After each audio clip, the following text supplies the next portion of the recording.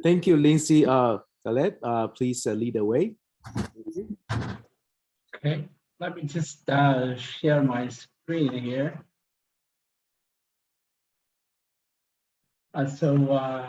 You guys, do you see my screen now?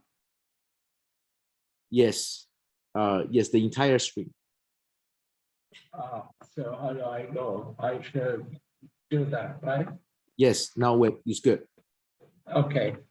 Okay, so this is just an introduction. Again, I already introduced myself. I don't want to take a lot of time here. This is a photo of our new campus here, magnificent campus in Dubai. Guys, you're invited to come and see it. Today, I'm going to present 4 of our experiences that took place over the last couple of years. One with Italian company, manufacturer, and ESCO company. The other one is with the Monaco Yacht Club through the Sailing Tigers team. The other one is with a company called Jubail Ferrell in Saudi Arabia, where we worked on biofuels project. And the last one is water harvesting from the air that this research is conducted with the Polytechnic of Prague and the Czech Pavilion in Expo 2020. So as you know, all of you know about air conditioning systems and refrigeration systems where one has to extract heat from an internal space and then dump it to the air, to the outside. So this usually is done through using cooling towers, the ones that I'm pointing out to here, where we use water to cool the refrigerant here. This process consumes a lot of energy and water. And we need to optimize it. Nowadays people are trying to move away from this, in the era of sustainability. So one of the solutions that we proposed is to dump the heat into the ground right here using vertically drilled wells in the ground. This technique has been in use with heat pumps in the US, in Canada, and Europe, where people use it to heat buildings, but not for cooling. This is the first time it's been applied in the area for cooling. So this is a few photos of how we started the drilling, installing the system. This is a photo of the students at work. And applying this technique in Dubai, we finished phase 1 of the research, and we were able to demonstrate that we can save energy of up to 20%, this line here, gray line, during the day, an average of 10 to 12% saving averaged over the day, right? This is which is a great saving. This is a photo or a graph of the ground temperature at different depths over the days, and you can see the heating and cooling of the ground, between the day and night. And through this, the collaboration, we not only built the collaboration with this company, manufacturer, but we also built collaboration with the University of Napoli, because the University of Napoli was working with this company on heating systems. And now we are working on the cooling system so we are collaborating. So we built these collaboration with this Italian university as well. The other experience is the RIT Dubai Sailing Tigers. This is the team that we built over the last 3 years to compete in the Monaco Yacht Club Energy Class boat competition, right? So this collaboration started in 2019, where I visited Monaco and we signed up an MOU to start this collaboration. our team started in 2019, and they were going to go to Monaco in 2020, but because of the pandemic, they were not able to. So the team moved. A new team was in 2020, and then those people, you see them here, they're working on their boat. They were able to participate in 2021, summer 2021. They went to Monaco, and they won a number of prizes. They scored the second fastest time in their race, in the speed race. They were actually the only team from outside Europe in that competition. So they kind of represented the whole world, except Europe, where they had their teams. They also won a number of prizes in that competition. You can see here the people from the Monaco Yacht Club. They visited us this year. They are here with the students. Our students presented their experience at the Expo 2020 in Dubai also this year.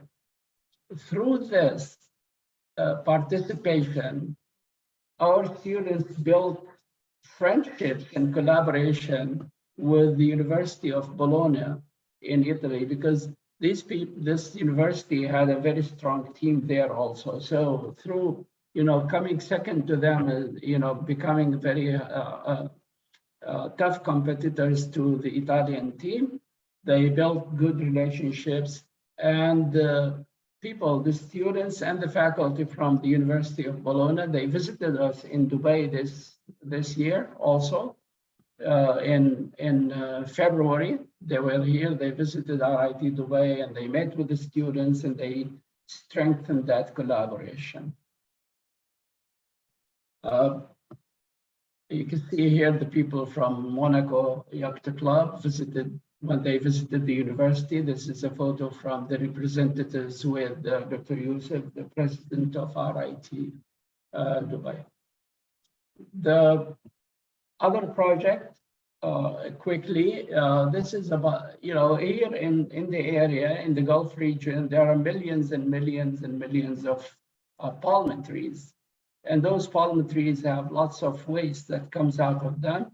So this is a project that we undertook with this company, Jubail Peril, from the Kingdom of Saudi Arabia, to turn that waste into biofuel.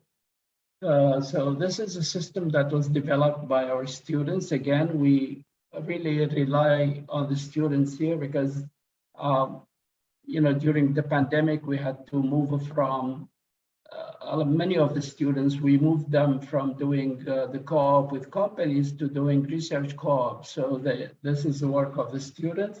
You can see the students here working on the system. And these are here the different types of pellets that were produced from this project.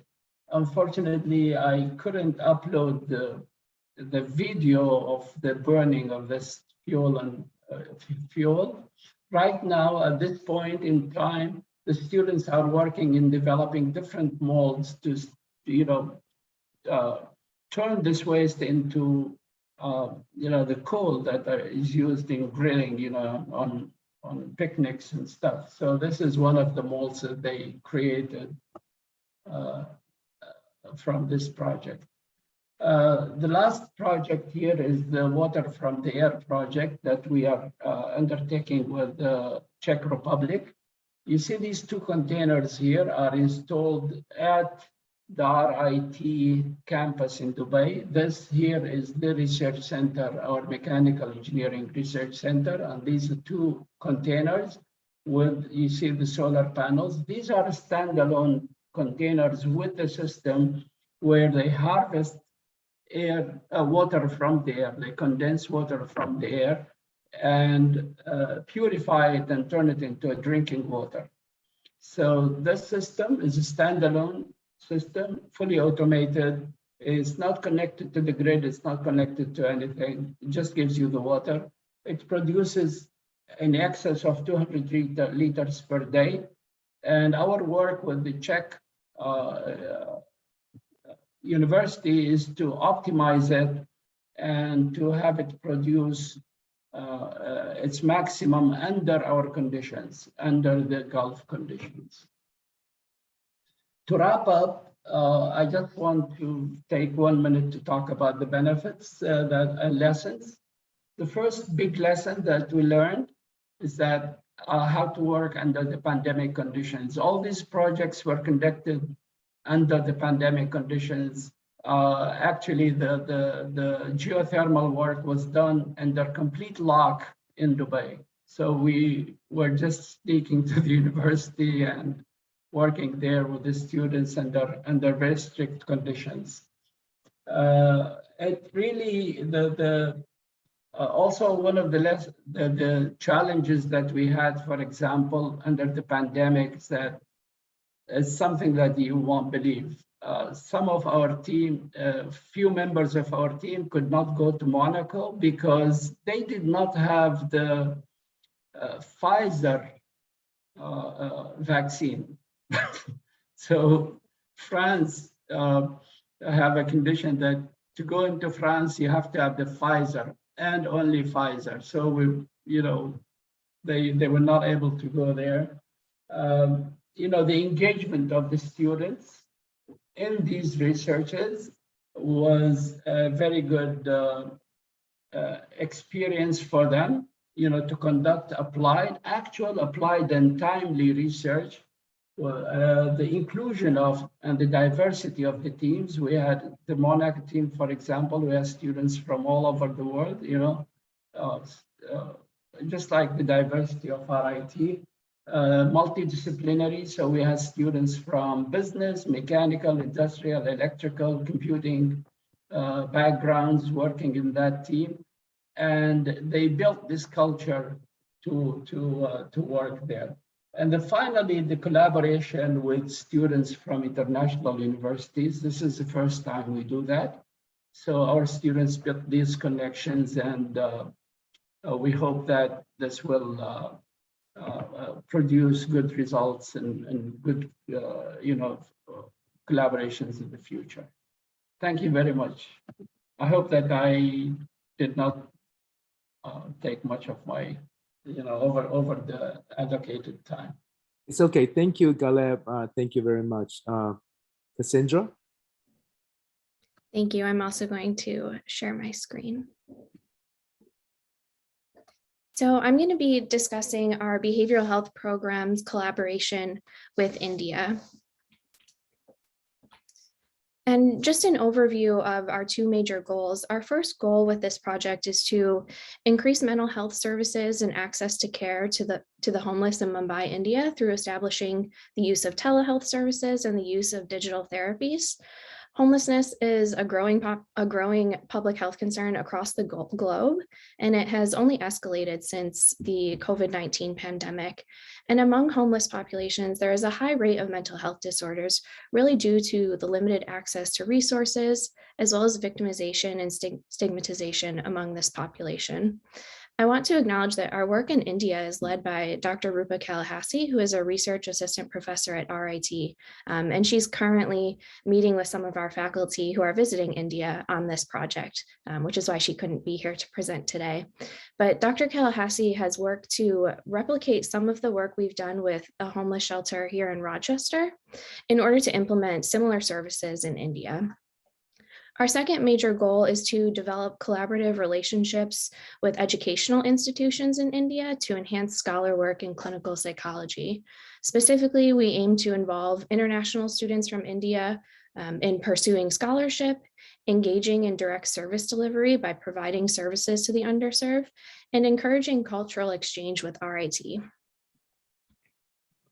In order to both increase the mental health services in India and establish collaborative research, we have partnered with two different agencies.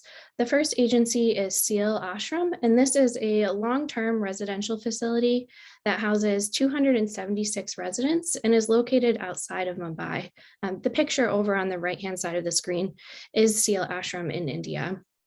Of the clients at this location, about 50% receive psychiatric medication, with 21% reporting mood swings, 25% reporting hallucinations, and 25% reporting suicidal thoughts. And this is highlighting the need for mental health services in a facility like this. The residents at SEAL are from across the country and neighboring countries. Our second collaborator is St. Xavier's College in India. And at this college, they have a master's in lifespan counseling program that has an emphasis on giving back to the society. So this aligns really closely with our goal of providing services to underserved communities.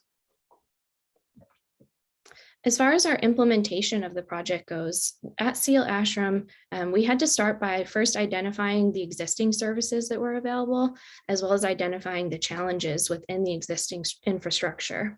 We then aimed to establish rapport and build relationships with both the staff at this facility, as well as the clients. And through this, we were able to identify the need for services through assessment and intakes with the clients. We identified a high need for mental health services within this agency. And over the past year and a half or so, we have had ongoing service implementation with homeless clients at SEAL. And up to this point, we've seen about 41 clients for mental health services. And we have used both telehealth as well as digital therapies and in-person services. The graph over on the right shows the average client ratings of distress and shows a decrease in distress post mental health sessions, suggesting that the services that we're implementing at SEAL are effective in reducing client overall distress. Through our partnership with St. Xavier's College, we've been able to offer the opportunity for students at St. Xavier to provide services to SEAL under the supervision of one of our psychologists, and also engage in research with RIT. In our first year of collaborating with St. Xavier's, we had 14 applicants for only 2 positions. We had a really outstanding group of applicants, and we were able to expand this to 4 positions. So we accepted 4 scholar students from St. Xavier's, and these students have been providing direct services to SEAL, again, under the supervision of one of our psychologists, but they've also been developing research projects. And their projects have focused on the translation of screening tools used within mental health treatment, the development of digital therapies with cultural considerations for India, as well as adaptation of interventions for use with Indian clients. And lastly, I just want to highlight some of the cultural factors that we've needed to consider throughout the implementation of this project. So I think there's the obvious language considerations, but specifically we have language considerations related to our use of screening tools, intake questionnaires, and interventions within mental health treatment. So we've worked to translate these tools as well as adapt them to the specific cultural needs of the patient population that we're working with. We've also had to consider the use of technology and digital tools within this client population. So not only considering their access to technology, but maybe familiarity with technology and additional aspects of digital tools, including we frequently use avatars in some of our work. So taking into consideration not only the language used within these programs, but also the clothing, the voice, and the appearance of avatars and how that needs to be adapted to a new population. And then lastly, we have also needed to address the mental health stigma for patients seeking mental health services in the homeless shelter in India. Overall, there has been a significant lack of staff training related to mental health. So that's been an ongoing issue that we've been addressing within our work. And then lastly, I just want to thank our team and our funding sources. Without all these people, I don't think any of the project implementation would have been possible. Thank you. Thank you, Cassandra. Very good. Albina?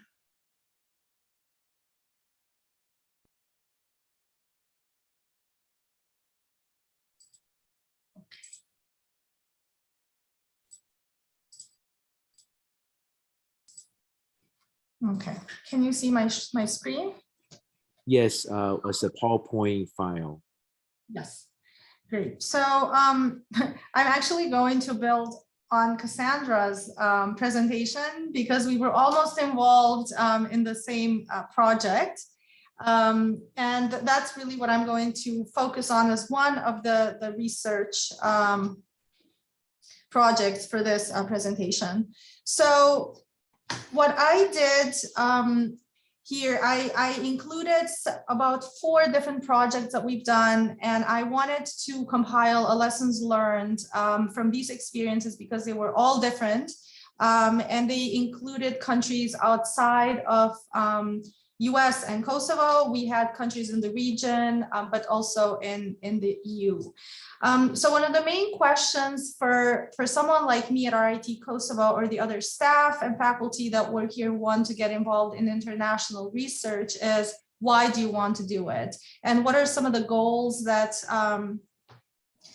or what are some of the aims that are driving someone to start this process that it becomes quite complicated if it's initiated by a country like Kosovo.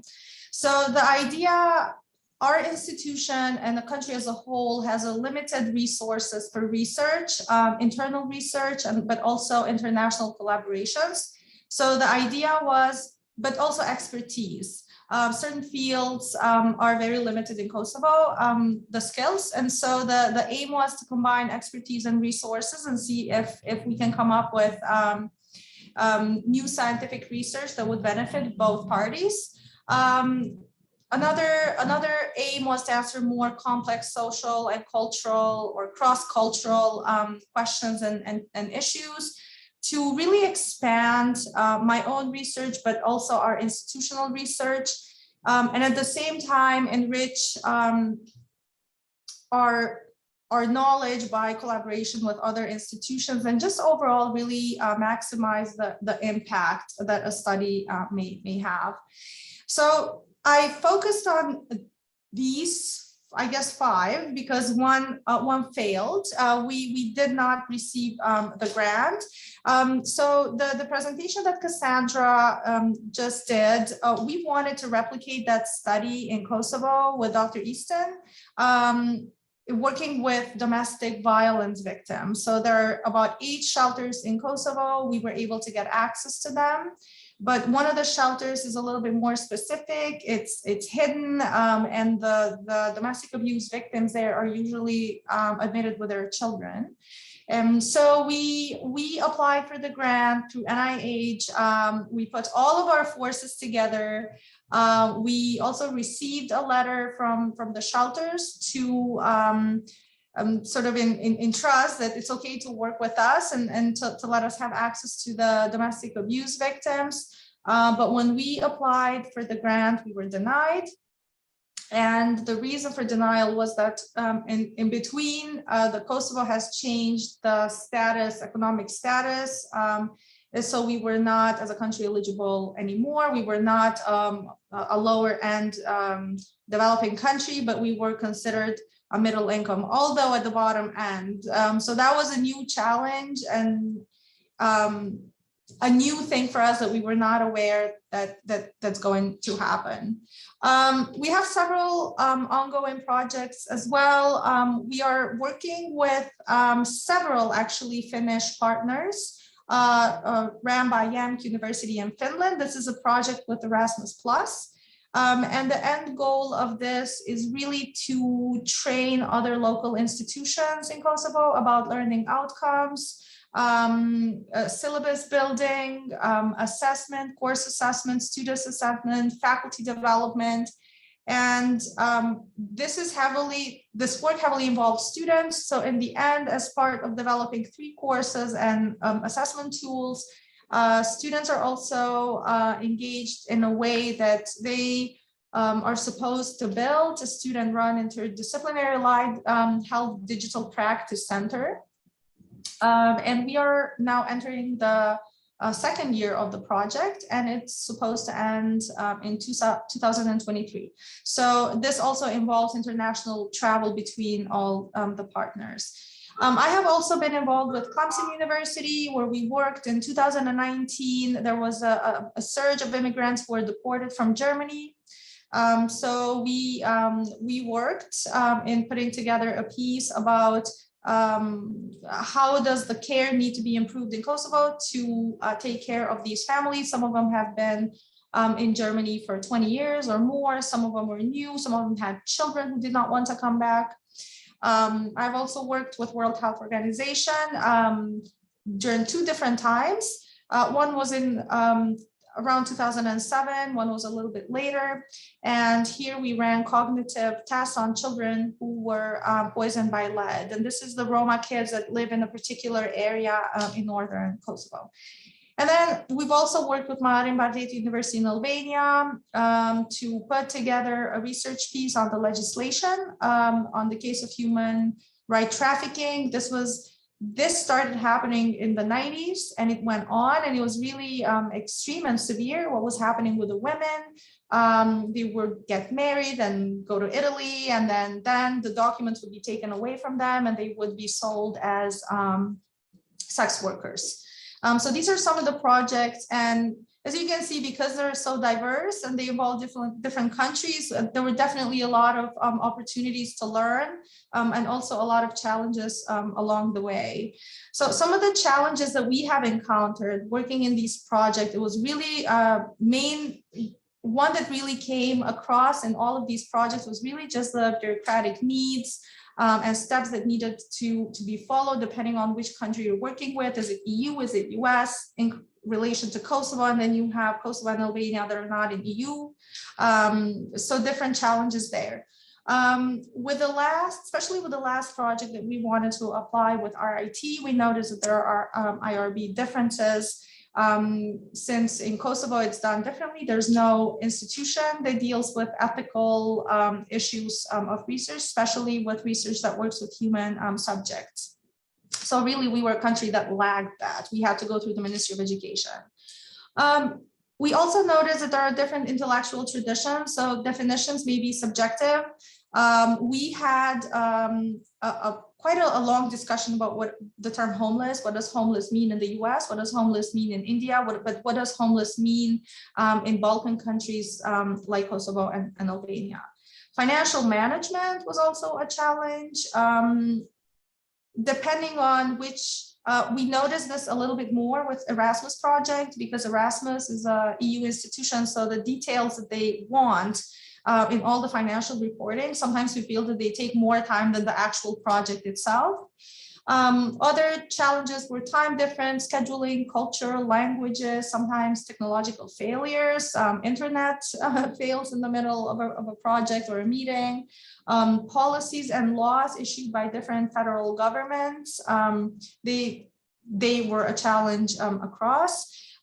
Different educational contexts. We especially at RIT Kosovo, we feel this when we work with EU institutions. We really see how different we are in the way we approach, especially administrative and logistics.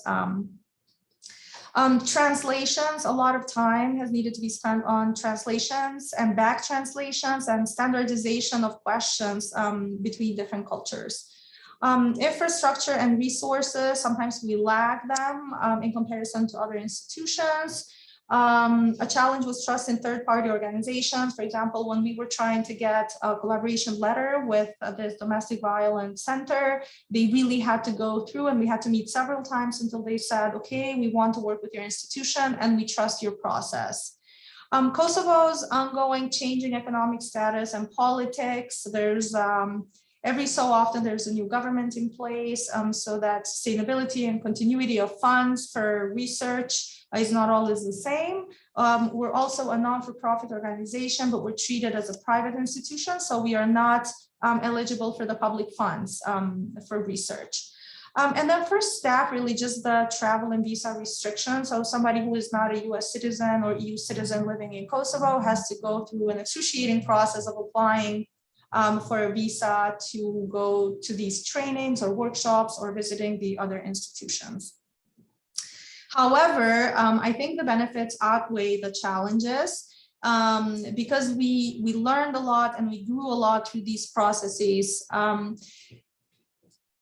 One of the main benefits of this research is really access to research expertise, meeting new colleagues in different fields, different areas, and everybody has something to share and to teach. We were also able to engage our students, be in Kosovo and outside of Kosovo. Cooperation on societal and cultural challenges has also been a benefit, because these are really like growing pains. Although it was a challenge, the end result was really wonderful. We've learned how to do cost sharing, that it's appropriate for all institutions.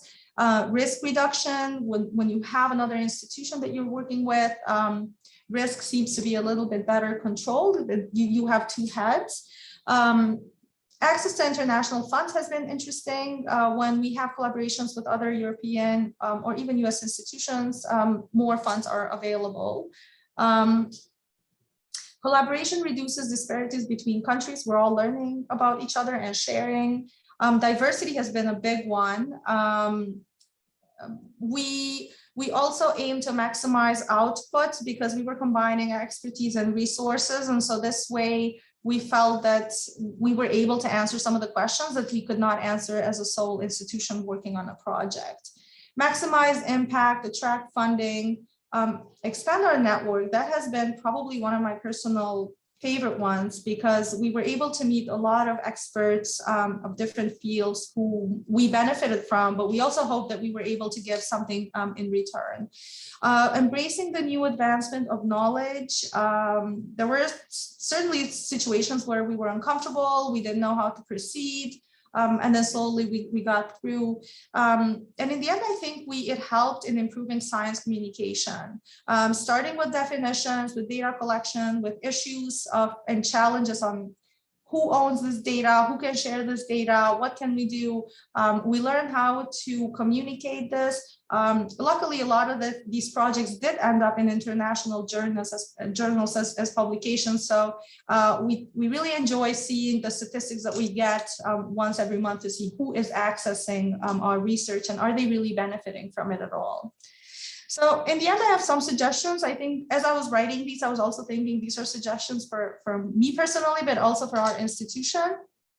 One thing that we've learned is that when you start a project, I think in the beginning we were a little bit more lenient, is, oh, we'll pick up who's going to do what. But one of the suggestions is to really address mutual expectations from the very start, so there's no confusion. There was one particular project when we weren't clear who is responsible for what, and I felt like we wasted about 6 months of just coming to terms on who's going to do what in this case. Clearly divide and establish who's responsible specifically for each task, determining who's, there's a typo, so authorship. Who's the main author? Is it our institution, your institution? Who's going to be the primary publisher, etc.? And also to communicate frequently. We found that if there's large gaps between communication on who's doing what, then there's a lot lost in translation there, literally and figuratively. We do take a minute of the meeting, or we record the meetings now. That has made it a little bit easier, so we can always go back. Discuss access to data if applicable, because there are different rules and laws and regulations in place. Europe has different regulation on data. We have different one. US has different one. We realized that we didn't really think about that in some of the projects from the beginning, so it came along halfway through. Again, discuss the expectations for the data. We've learned this, especially when working with minority participants, locally and internationally. Really be careful. What does this data mean? What do we want to say with this data? And what do our findings mean to the community that we're working with? So we really have to be culturally sound on the findings. Increase access to scientific information and opportunities. I think sometimes a lot of our faculty just don't know what's available out there and the opportunities that they can really be involved in. We also realize that we need to provide training and assistance to strengthen some of the faculty participating in research, but also the administrators that are helping with the project. Some of the main challenges have really come with just administration of the actual project, the actual project management of the research. Collaboration on research also means a shared responsibility for integrity and really research integrity. This is a really big one in international research. I put some questions, maybe these are more relevant when we go under discussion for my colleagues and maybe for the other participants. Some questions that I was thinking about and I didn't really have specific answers to them. So maybe we'll come back to these. Thank you all. Thank you, Abina. Great. I have some questions, but I'll talk later on. Hi, Laura. Last but not least, we have Laura presenting for her activities. Hello. All right. And I have to say that, let me just quickly share a screen and I could reiterate, I think Albina and Galib and Cassandra have touched on a lot of the challenges that this kind of project faces. So I will try to stick to describing a specific research project that I've been involved in and highlighting some of the strategies that have worked for us. Can everybody see that? So basically the project that I wanted to talk about today is a transnational research collaboration with Dr. Philippe Boots, a professor of hypermedia at University of Paris 8, also his colleague Samuel Sozinski, professor of computer science at the same university, and Everardo Reyes, the professor of computer visualization and visual arts there as well. So we've collaboratively developed this transnational digital creation workshop that's been running now for 4 years. The project emerged out of my own interdisciplinary interests, research and participation in global organizations interested in digital literature and narrative theory, and digital arts. So Professor Boots had already, since about the 60s, been experimenting with using computers to write digital poetry. He had then, through an Erasmus grant, developed a transnational workshop with the University of Complutense in Madrid. And so he reached out to me in 2018 because of my own interests in digital literature, particularly in digital literary practices that go beyond computer screens to involve real world environments or ubiquitous computing or mobile devices. He reached out to me to see if we would want to, develop RIT, a workshop along the same lines. He had funding from this French governmental program for innovative 21st century approaches to research and graduate education, RTEC.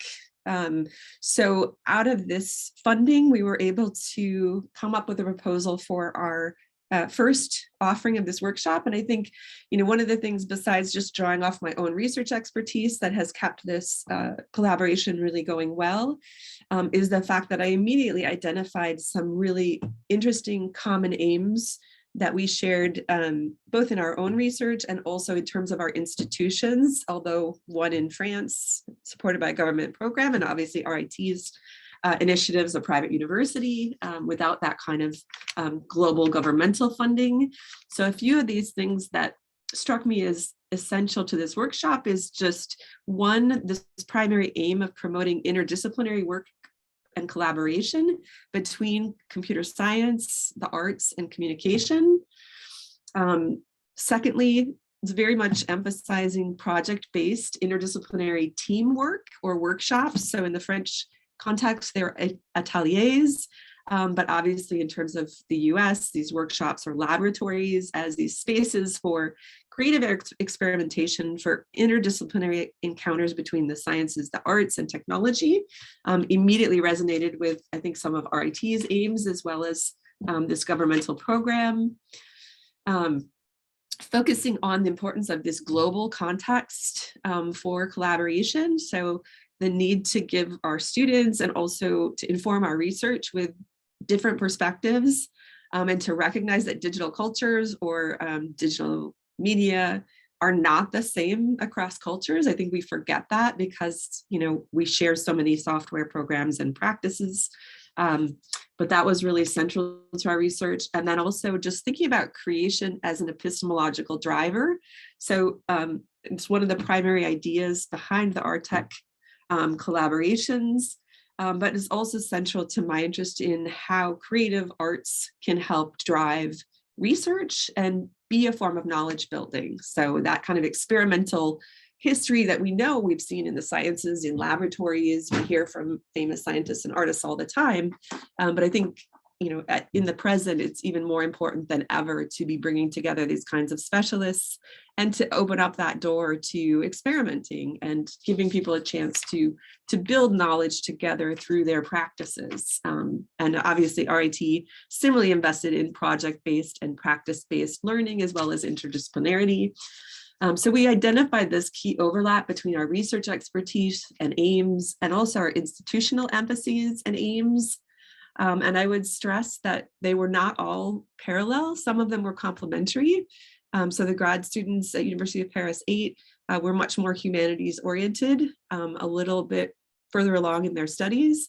And the RIT students tended to be undergraduate and early graduate students, and a little bit more invested in, digital practices like game design, human-computer interaction, visual arts. And that actually worked well for us. So basically the workshop was co-taught the first time as a special topics course with a travel enhancement. So it was a course that went throughout the fall semester. We did video conferences about 6 times over the course of the semester with the French class.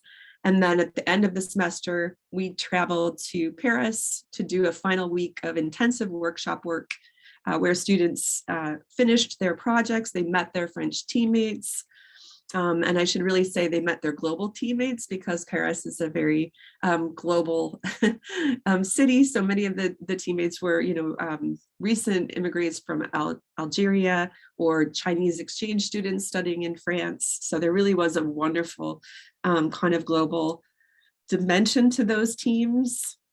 Let me just see. Yeah, so this was kind of some of those points I already hit on in terms of the practice-based research piece. 4 years later now, I'm teaching that again, and I'm scheduled to travel with the students, my 8 students in May. We've been able to develop a customized generative story program. So it's a computer program that uses this Omeka-S digital humanities database to generate stories according to some parameters that we've set. We have students sort of compile these key elements to their stories. Then they go about, working with the database to set that up. And then they're able to, the program will generate a model of their story. They are then able to play around with this model and change the parameters until they get a story, or maybe a set of variations on a story that they're interested in having be the focus of their final project. And then for their final project, they do the sort of front end interface. So that's where their visual media, animation, film expertise really comes to the fore. And they're able to then prepare that story, and they'll defend it in France to both the French and the American faculty members.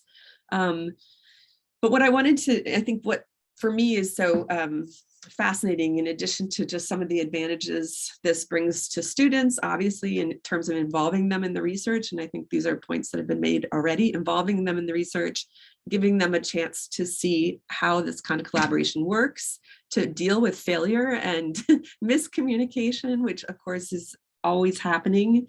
But what's really wonderful now, 4 years into this project with our research, is that we've developed this model through which our students can create a digital story, but their focus isn't just on that product.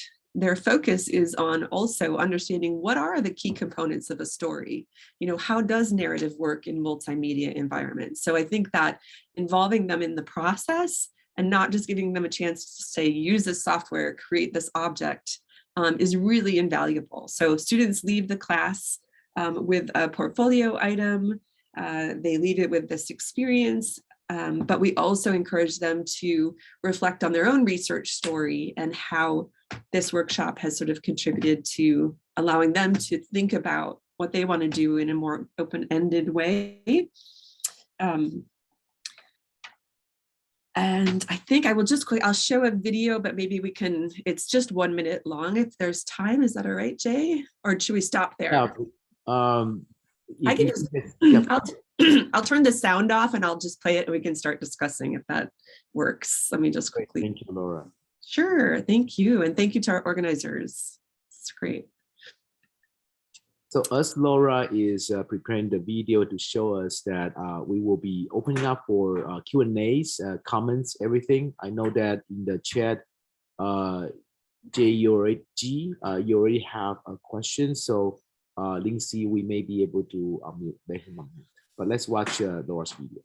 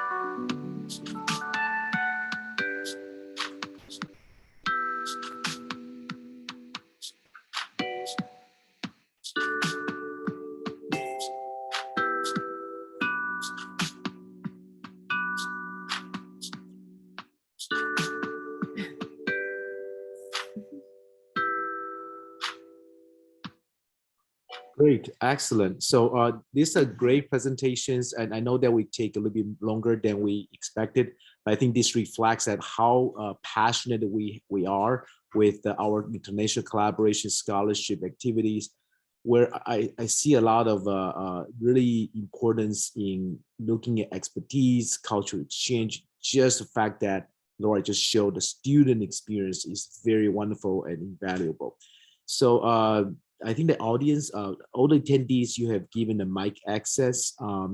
So yes, go ahead, G, you can unmute yourself and ask the question. Hi, hi Laura, and I appreciate your presentation. And it's wonderful that you have students from both countries engaging the workshop. So my question is that how the RIT students found their travel to France, and did the France university offer any housing support? And when you do the workshop, what was the official language they speak? Great. Yeah, thank you for those questions. And those are really essential. So thankfully, with the Global Studies program's help, we've been able to finance and help the students afford. It's a 1-week stay in Paris, so that helps. And we usually have used like Airbnb apartments or inexpensive housing. So it's under 2,000 for the students in terms of their program fee for travel and their main meals and special activities. The French university, as your question probably already assumes, has not been able to assist with travel or housing. They just don't do that.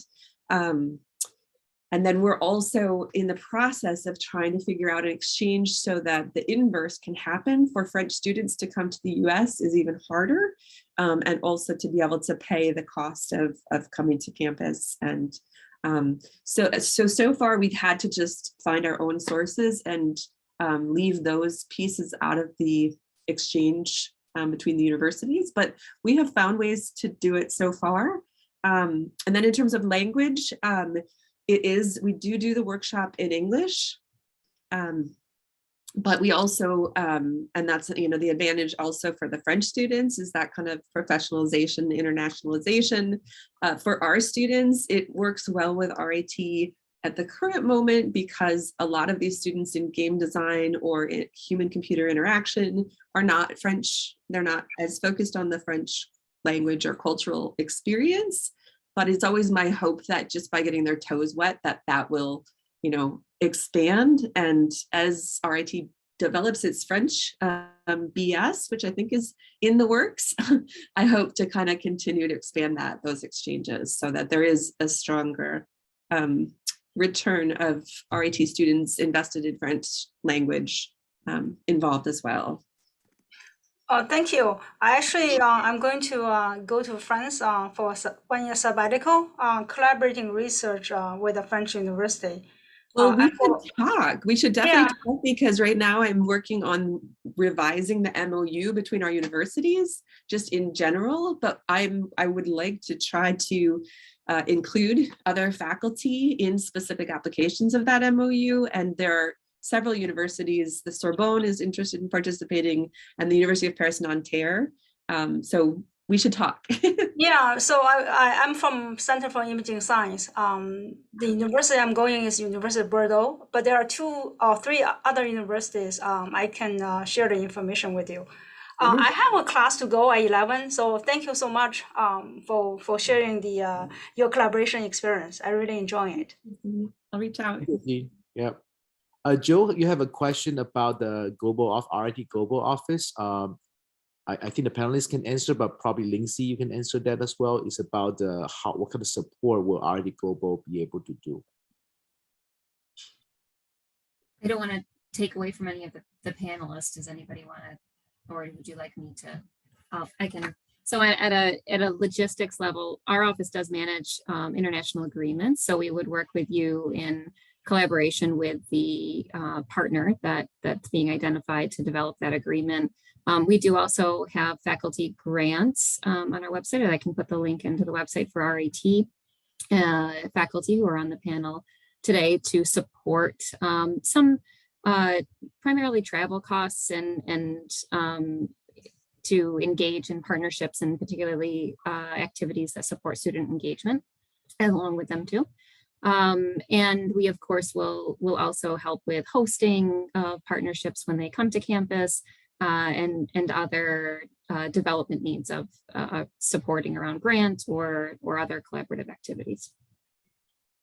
Great, thank you, Lindsay. Any panelists, you have any comments or suggestion how to maintain kind of sustaining the partnership relationships?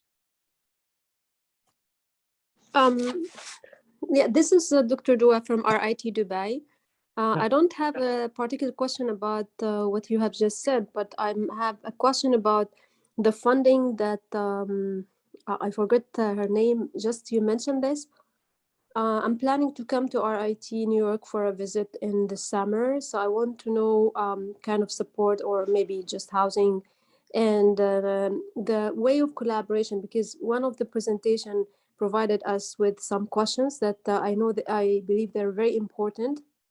One of them is this collaboration good for all disciplines? For example, in RIT Dubai, we mainly teach engineering. We try to have kind of collaboration with our partners in New York, but like some were successful, some trials were successful, one was not. So I'd like to know if you have any idea how can we make such collaboration work. Lindsay, may I respond to that? Yeah, Please. I'd like to respond to Dua and maybe add a little bit to Joel's question too. So first of all, I mean there are 2 different office questions here. One is the research office question, which deals largely with sponsored research and helping you on the front end develop a proposal, and on the back end managing your grants. We don't do that in my office. What we do in my office is we are an education office, so our primary responsibility is to facilitate both graduate and undergraduate educational experiences. Now, graduate educational experiences oftentimes include research, and that's a nice pathway for faculty who want to. I think Laura is experiencing that. Jay certainly has experienced that. Albina and Cassandra are working almost exclusively with doctoral and master's and postdoctoral students.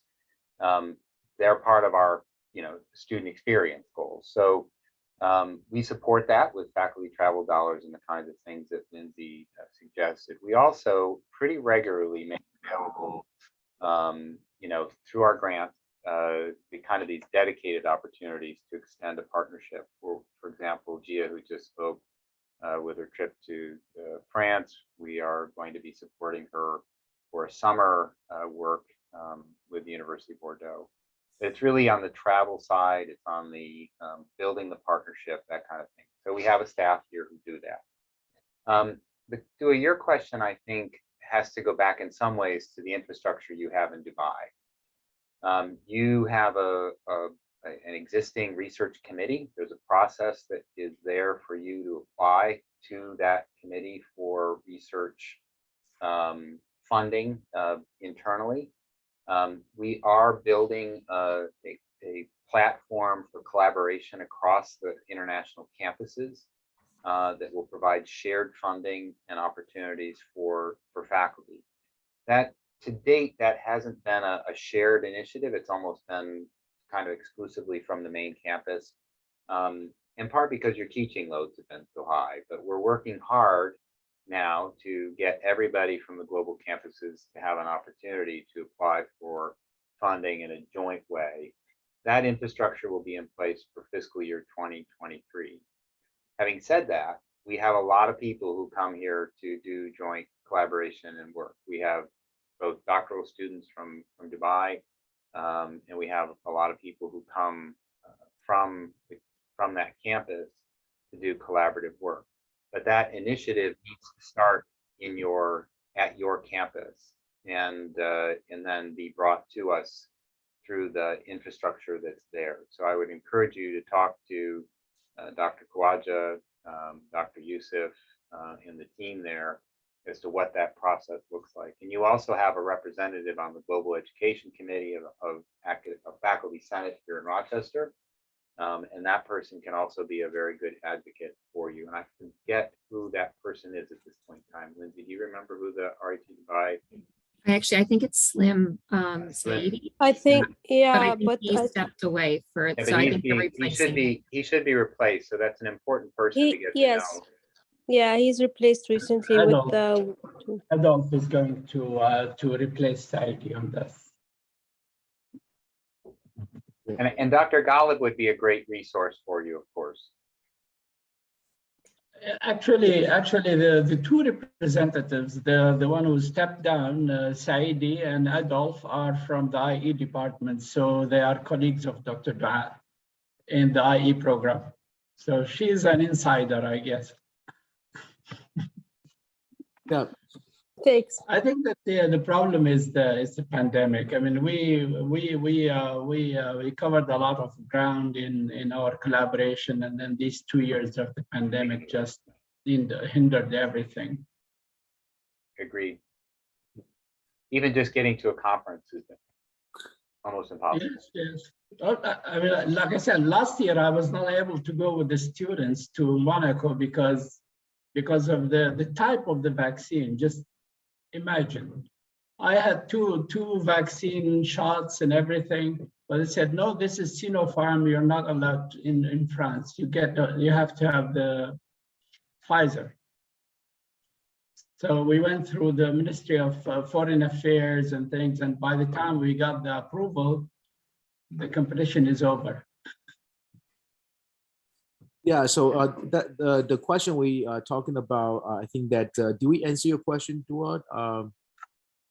Okay, so I think there's another question, Albini, I think that she mentioned a few very quick, critical question. I think for a lot of people, yeah, it's great to have a collaboration, but why international? Are there particular expertise? Are there particular cultural experience for students or researchers?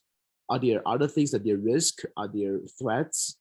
So I want to open up the panelists to talk about that, what kind of experience you might have. I can see a lot of benefits. I also see some challenges and difficulties. Any thoughts from the panelists on maybe what are the great benefits that outweigh the risks and threats and challenges? I guess that, just to follow up on what Dr. Dua was saying about financing things, sponsoring, this experience that we had with the Italian company was a solution because we got a good sponsorship there to cover the expenses of the research and also our travel and everything. So So it was a good experience for us, good support for us, to conduct the research. Actually, this idea of applying geothermal to air conditioning has been with us for a long time, and we were not able to get the sponsorship to do the research. But one good experience that I want to share here is that one has to not to give up. So the way we did it is that, okay, as we had this experience, we tried to do small research, and costly research, theoretical research, just to prove our idea and show the people that we have this idea. And actually that effort matured into this research with the Italian company, because when they wanted to bring their innovation, or let's say this application, to the Middle East, they looked for somebody who can do the research for them. And they ran into the papers, initial papers that we published, and they contacted us and they said, look, we saw that, you're the only ones who have done this, and we want to collaborate with you to bring our technology to the Middle East. Do you want to collaborate with us? And for us, they say, what do you mean? We don't want to collaborate with you? Yes, we do. And that's how, everything worked out. So putting the effort up front to pave the way, for companies, for manufacturers, is a good way also of, of getting the sponsorship. I think for our group, some of those main challenges have really been centered around the logistics, the need to translate certain tools and interventions that we're utilizing, as well as adapt them to the cultural needs of the population that we're working with. But I think those the benefits really do outweigh those challenges, because the problems that we're looking to address, both mental health concerns and homelessness, really are global issues. So being able to address those things only in the US doesn't make a ton of sense when they are issues that are being faced across the globe.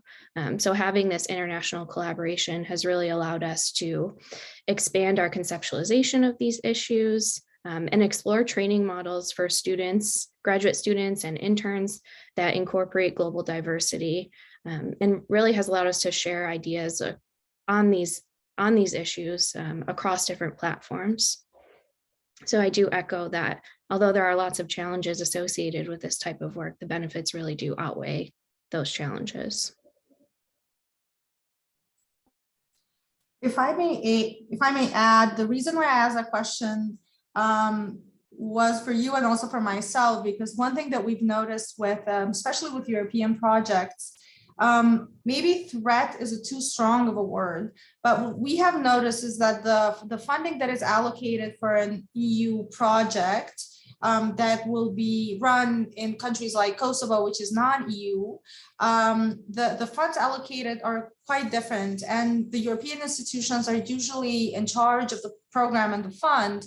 However, the expectations from the faculty who are working in countries like Kosovo are similar to the EU countries. And so the resources that we need to allocate to have a faculty work on this project don't outweigh the benefits sometimes. We simply cannot afford to do that. So maybe this is not a threat, it's definitely a challenge and something to think about, but that's where the question stemmed from when I asked it. Are there any other potential issues that could be viewed as threats with this collaboration? Yeah, I want to comment a little bit on that. I have several experience in knowing a lot of opportunities through NSF, National Science Foundation, and other European or NATO research funding opportunities. And what has happened is that it's very difficult to have some kind of bilateral agreements between countries, between states, to say that here is what we can propose together, right? So right now, as an example, right now at the moment, there are 2 or 3 agreements between NSF and European countries to conduct this research. That means if you're not in those countries, it'd be very difficult. Not in those areas, it'd be very difficult. And so my colleagues in Czech Republic, for example, they may have their funding, but their funding can only support maybe travel to us and we travel to them, but not supporting efforts in any way. Likewise, if I have some funding in US, it'll be difficult to support their student or their effort, but only travel in some way. So I think that's a very broad kind of question, how the financial resources can support efforts, right, beyond travel. I think Jim already alluded to that his office and things like that. But I think that there's a lot of benefits and just get to learn the expertise and resources. Jay, I will call attention to a couple things. The NSF does have a number of programs. One is PIRE. The other one is IRES, the International Research Experience. I forget the full meaning of the acronym, but I think it's International Research Experience and Scholarship, I think is the total program name. So IRES and PIRE that are specifically focused on international collaboration. In addition, there are regular calls for joint fundings between countries. So for example, right now we have a call with partners in Ireland who are looking at agricultural collaborations almost exclusively with US institutions. It's a dedicated program that's jointly funded between NSF and basically their Department of Agriculture. And there's a number of these kinds of jointly funded programs. But I think your point is right on, is that it's hard when you have these standalone programs to find those joint mechanisms for funding the research itself and funding people. Funding people is the hardest part of international collaboration because the tax laws, the immigration, work visas, all of that is very prohibitive. And so really what you have to do is have a situation where you have your funding for those issues lined up around your domestic funding sources, and then the collaboration can be done in other ways. We do, for example, we do a lot of facility sharing. We have a partnership with the University of Tokyo to really just to provide access for our researchers to have access to their telescopes. But it's that kind of thing that's not, again, they're not hired, they're not being employed, all of that kind of stuff, but it provides access to a facility. Those kinds of relationships are a little easier to deal with. Yep. I do want to comment. I think that still a lot of excitement and passion for student experience really outweigh a lot of these challenges that, in my opinion, for example, this summer we'll have the cybersecurity visiting student research program, where we have a Dubai student and Croatia students applied, and multiple students applied to the program, and they want to come to RIT, and really excited to see how we can bring them over here. I think we're getting close. We're already past 1 minute past the scheduled time, and it has been a great conversation. I really want to kind of go back to the panelists to see whether they have any parting comments and notes for our audience.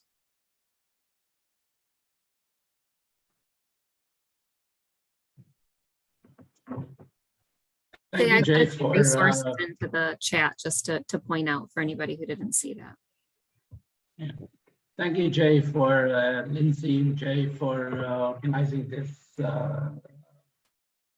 meeting, and looking forward to more of these, just to know and get more experiences and lessons.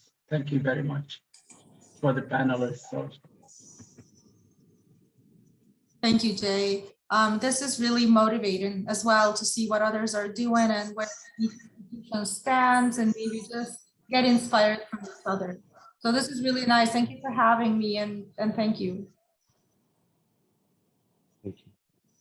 Yeah, I can just add on to that. Thank you so much, Jay, and to Jim Myers and Lindsay McGrath and Global Studies for encouraging these conversations, because yes, it makes me feel, I identify so many of these challenges, and I'm so impressed to hear about the projects and hear about your successes, and just how much these panelists have done to facilitate their students and learning and their own research, and I think have a human impact on people, because we're living in a global world, whether we want to, whether we leave our house or not. So if we don't recognize other people as human beings as real complex living creatures, I think we're going to be in trouble. So that's my last recommendation. Great. Yes, thank you, everyone. It's very exciting to hear about all the global work that's happening. Yeah, excellent. Thank you very much. And personally, I was once an international student traveling to US and being a US person here. So really excited to providing whether it's US students or our global campus students, a lot of experiences traveling around the globe. I like the turnabout. We are human and we like to travel where we see people of different culture, way of thinking. I think that's itself already very worthwhile beyond the research outcomes that we can put together. Thank you very much. Lindsay, any other things I should do as a moderator? You're perfect, Jay, as always. I appreciate it. And we will have this recording up online. Sorry, Kamal, please. No, I just want to say thank you to Jay, especially the help that he gave us when we were working on that proposal. And I hope that come true, that we'll be able to collaborate with each other more. Yes. Right. Thank you. Thank you, everybody. Bye. Bye now. Bye, everyone.